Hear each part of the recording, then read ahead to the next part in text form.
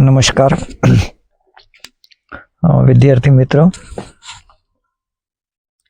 ધોરણ 10 અને 12 બોર્ડની પરીક્ષાઓ ટૂંક સમયમાં આવી રહી છે.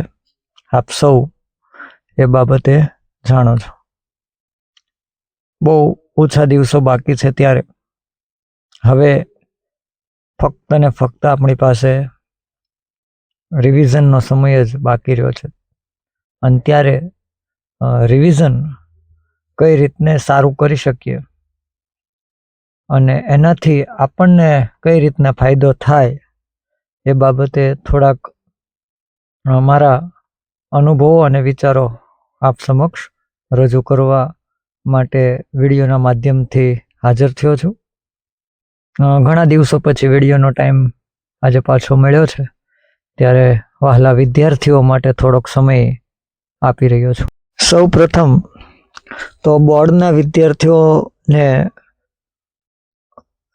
મારા અનુભવ પ્રમાણે એટલું કહીશ કે જૂના જે પેપરો છે એમને ખાસ સોલ્વ કરવા અને એમને સમજવા ખૂબ જરૂરી છે. અને એટલા માટે જરૂરી છે કે સૌથી પ્રથમ તો આપણે જ્યારે જૂના પેપરો સોલ્વ કરીએ છીએ ને, ત્યારે આપણને આપણી પરીક્ષાની પેટર્ન ખબર પડે છે કે કેવા પ્રકારના પ્રશ્નો પૂછાઈ શકે છે. બીજી એ બાબત પણ વિદ્યાર્થીઓ માટે ખૂબ મહત્વની બની રહે જૂના પેપરોમાંથી, કે ખાસ કરીને સમયનું સંચાલન જૂના પેપરોમાં કઈ રીતને થઈ શકે. કારણ કે પાછલા વર્ષના જે પેપરો તમે ઉકેલ કરશો તો તમને સમયનું સંચાલન કરવાનો ખૂબ સારો એવો મોકો મળશે. એટલે કે જે સમય ઘટે છે કે પેપર અધૂરું રહી જાય છે, એવા પ્રશ્નોનું સમાધાન ચોક્કસ થશે.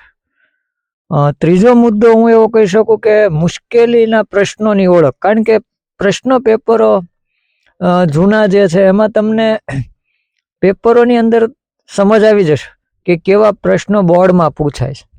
કારણ કે તમે 5-10 વર્ષના પેપરો જુઓ, એના ઉપરથી તમે તમારા આવતા બોર્ડના પેપરનો અનુભવ ચોક્કસપણે રાખી શકો છો.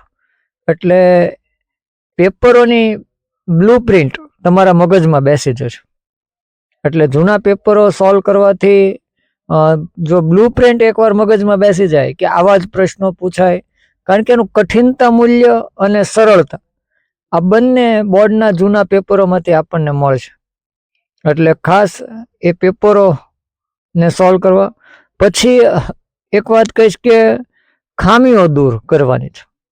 કારણ કે પાછલા વર્ષના પ્રશ્નપત્રોનો ઉકેલ તમે કરશો ને, એટલે કયા વિષયમાં તમે નબળા છો એ ચોક્કસ તમને ખ્યાલ આવી જશે. કારણ કે આજે શું હોય છે કે આપણે એસાઇનમેન્ટના પેપરો સોલ્વ કરીએ છીએ, બીજા પણ અન્ય પેપરો સોલ્વ કરીએ છીએ, ચોક્કસ ખૂબ સારી વાત છે. પરંતુ બોર્ડના પેપરો સોલ્વ કરવાથી ચોક્કસ આપણને આપણી ભૂલો ક્યાં થાય છે ને એનો અંદાજ આવી જાય છે. એટલે ખામીઓ આપણે આપણી દૂર કરી શકવાનો સમય છે. એટલે ખાસ બીજું એ પણ કહીશ કે આત્મવિશ્વાસ વધશે. તમે જ્યારે પાછલા વર્ષના પ્રશ્નપત્રો સોલ્વ કરશો ત્યારે તમારો આત્મવિશ્વાસ છે ને એ ખૂબ વધશે. તમને પરીક્ષા આપવાનો અનુભવ થાય. કારણ કે જ્યારે તમે બોર્ડની પરીક્ષા પહેલી વાર, ખાસ કરીને 10મા વાળા વિદ્યાર્થીઓ પહેલી વાર દેવા માટે જતા હોય, ત્યારે એમને અંદર એક બીક હોય બોર્ડની પરીક્ષાની. એટલે એક આત્મવિશ્વાસ વધારવા માટે પણ જૂના પેપરોને સોલ્વ કરવા ખૂબ જરૂરી છે. તો વિદ્યાર્થી મિત્રો, ખાસ જૂના પેપરો, ખાસ કરીને GSEBની જે વેબસાઇટ છે એમની ઉપર મૂકેલા છે. તો ખાસ એ પેપરો જુઓ, સોલ્વ કરો, સમજો અને તમારી આવતી બોર્ડની પરીક્ષાને ખૂબ સારી રીતે એક તહેવારની જેમ આપો એવી શુભેચ્છા. અસ્તુ.